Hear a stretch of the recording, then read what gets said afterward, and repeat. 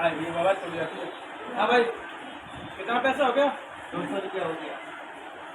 ये 200 रुपया क्या एक प्लेट के कि 2 प्लेट चने के? नहीं 2 प्लेट का 200 रुपया।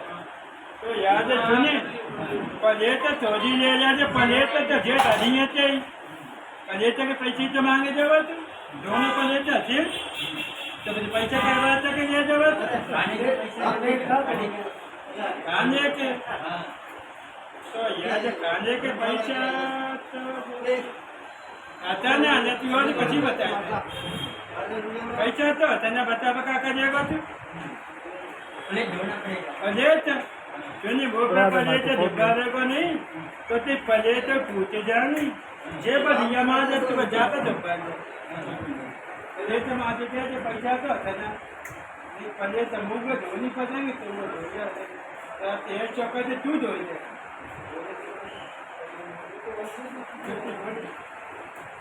प्लेट धोई दे तो का करेगा चल अरे जे काम तो बैठी भैया वो इसे धोए के पकड़ो उठाओ उठाओ। तो तेरी याद तो बचेगा